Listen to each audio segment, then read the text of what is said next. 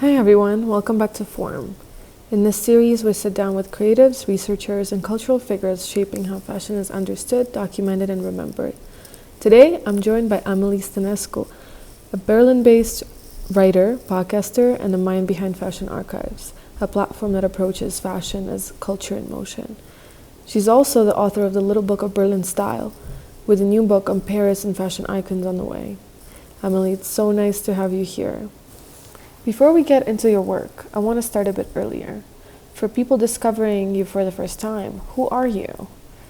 Where did you grow up? And how did you find your way into fashion?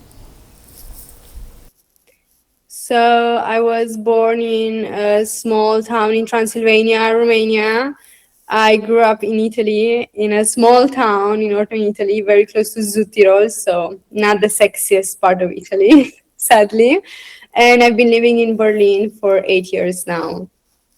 Before getting into fashion professionally, I studied business administration, finance, and accounting in Italy. So I graduated in that. It wasn't really extremely inspiring for me, I have to say. So I decided to move to Berlin after graduating and just look for a job in fashion with no credentials, literally. It just felt from like an outsider perspective that things were possible in Berlin, things could happen.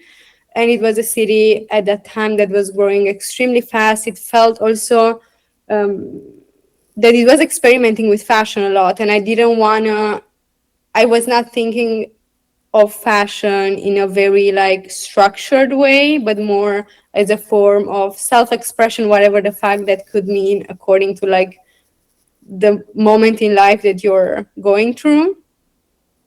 And Berlin just felt like the place. I don't know. So I came here, applied for some jobs. I got like a postgrad internship in for a brand, a small one, where I was able to do a little bit of everything.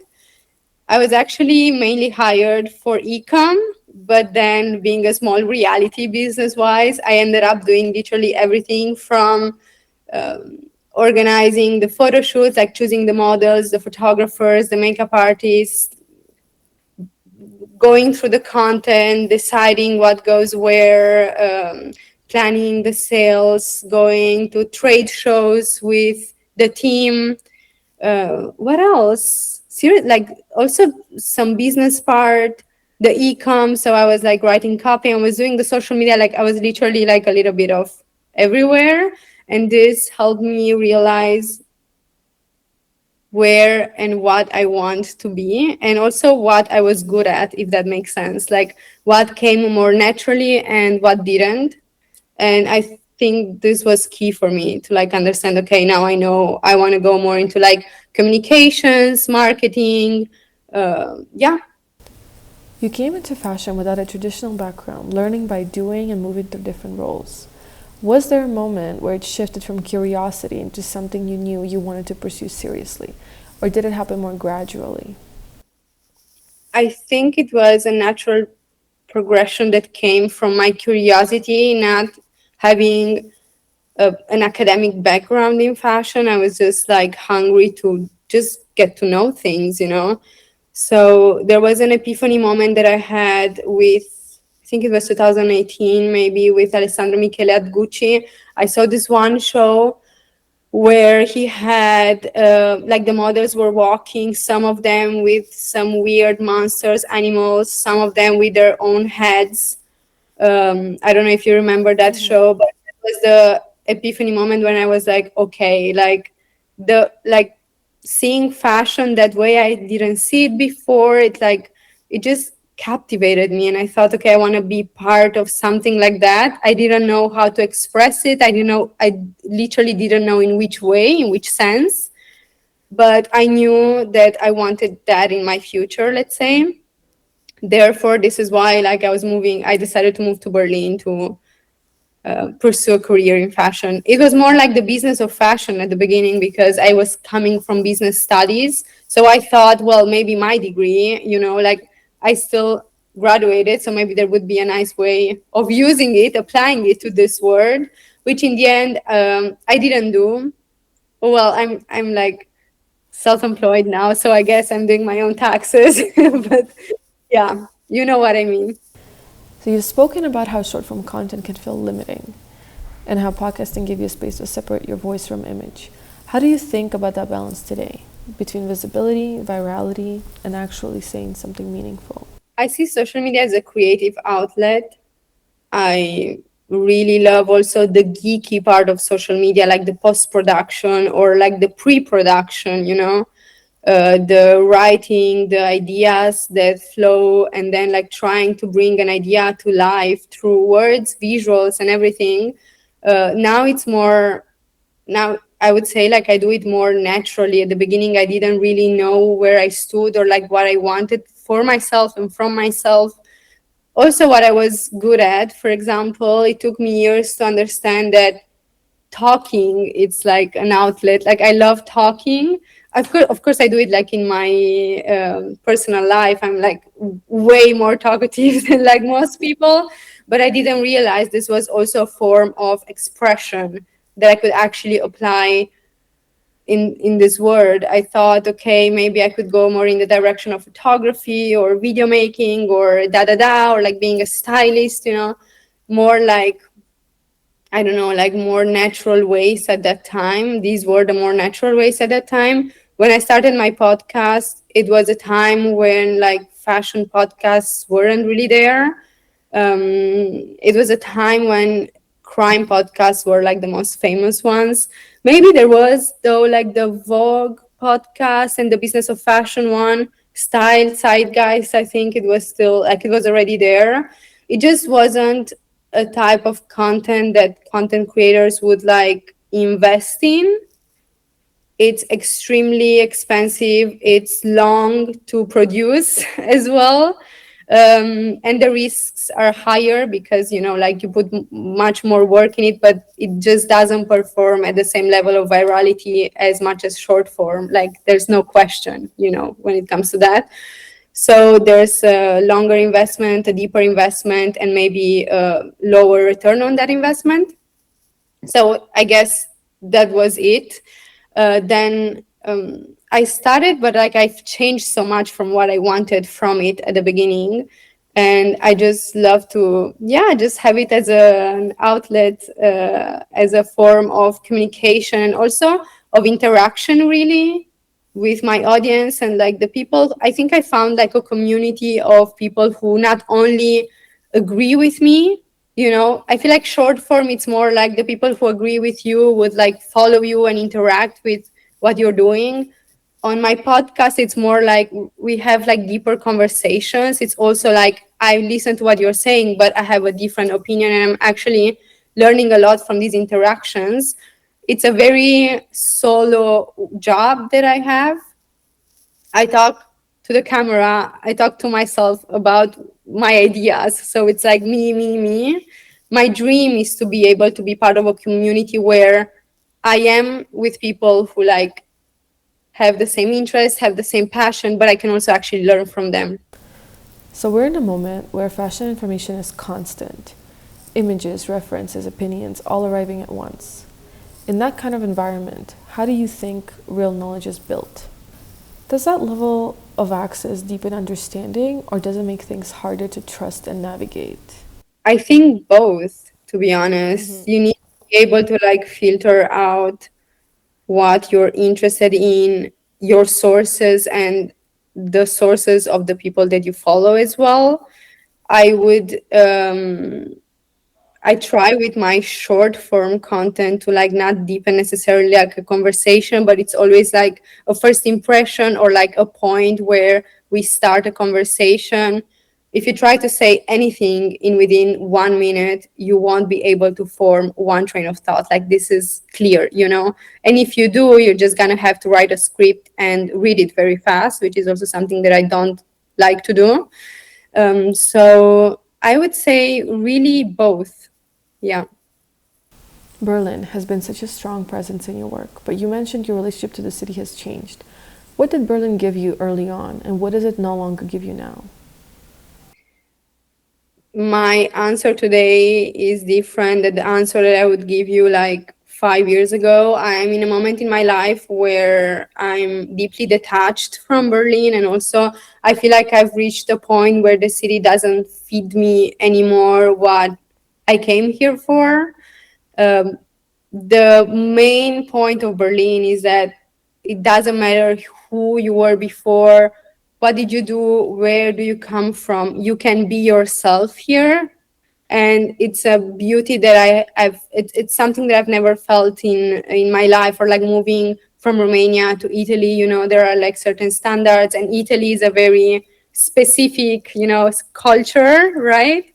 And Berlin was definitely not like that. So I felt extremely free in experimenting different careers, different ways of being, until I really found myself. And because I was so free in doing that, I found myself faster, I think. So now I know what I want. And I feel like Berlin is at the moment not feeding me that energy anymore, I have to say.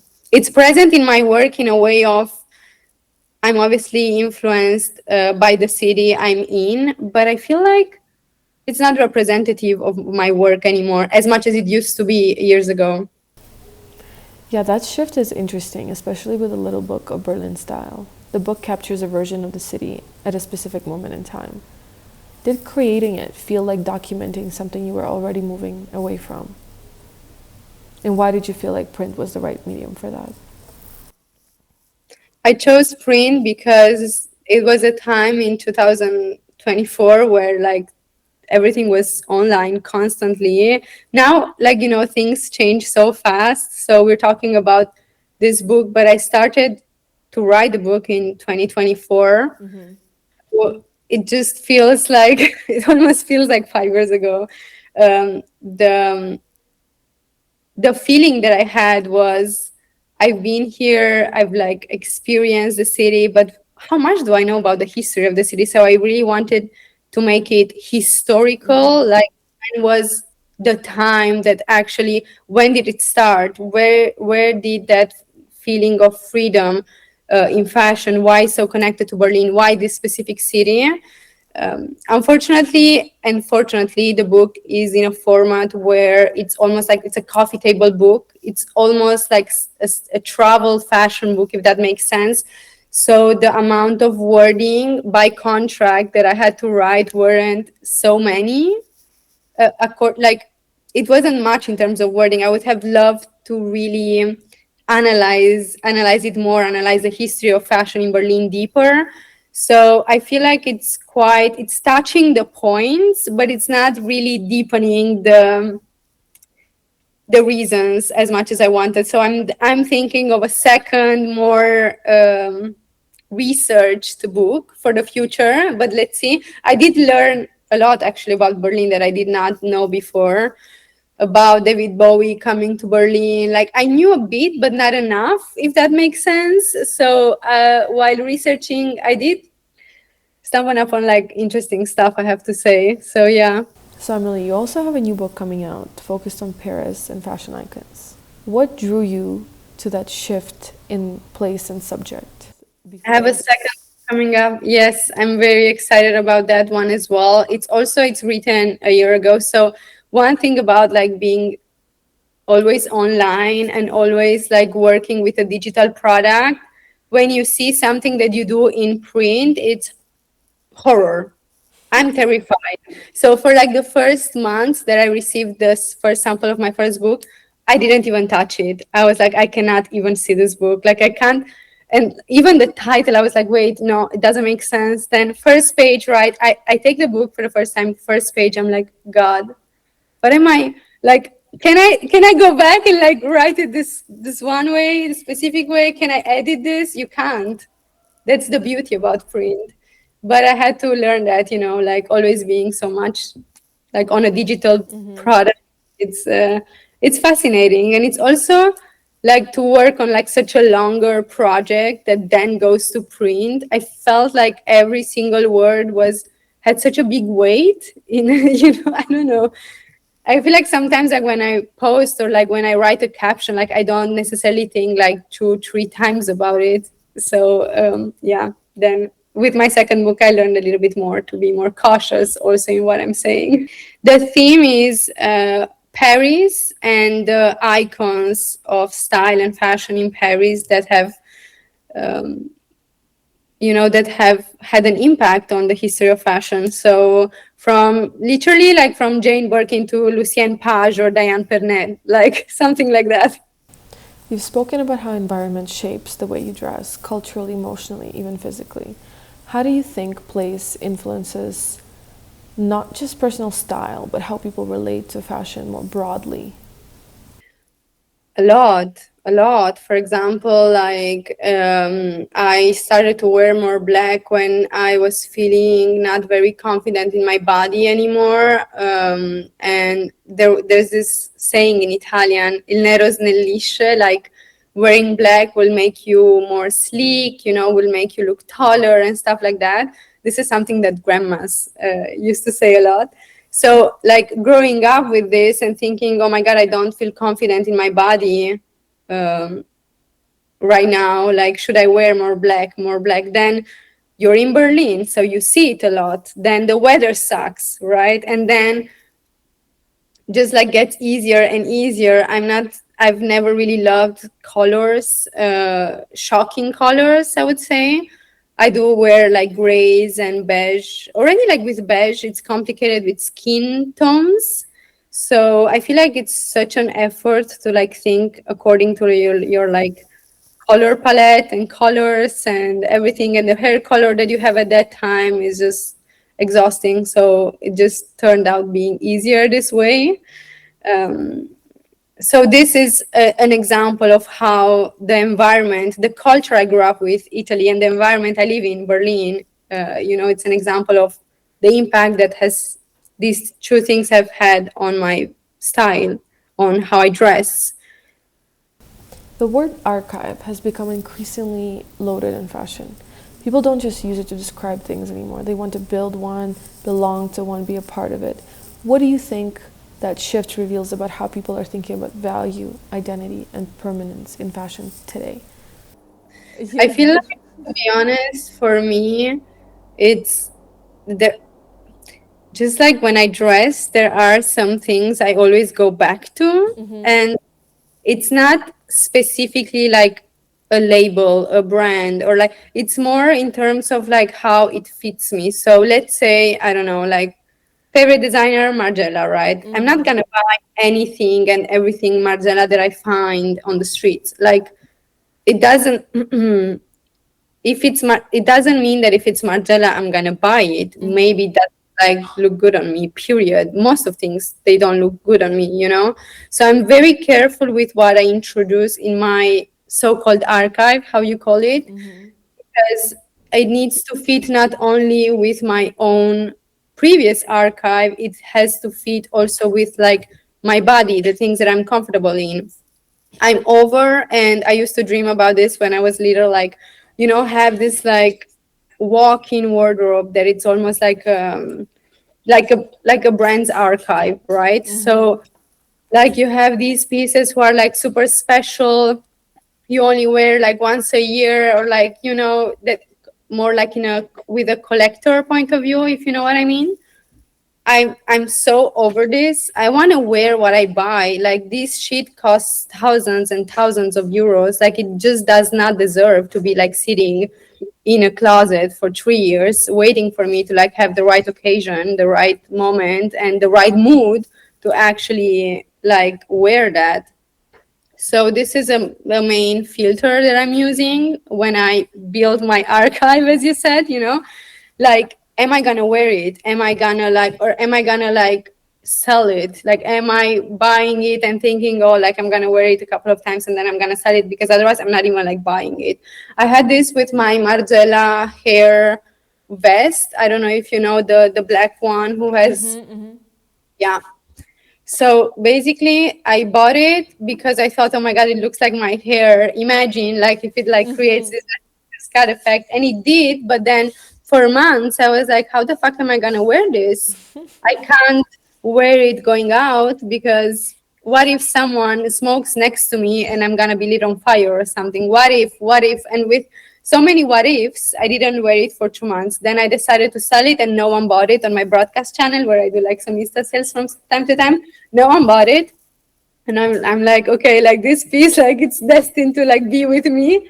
And I started to wear it without thinking of anything, like without thinking, am I gonna destroy it, how am I gonna, and I wear it so often. You wouldn't believe how often I'm wearing that piece, because it's so versatile, and every time I wear it, it looks like either I'm going or coming from like a fashion gathering, and I love it.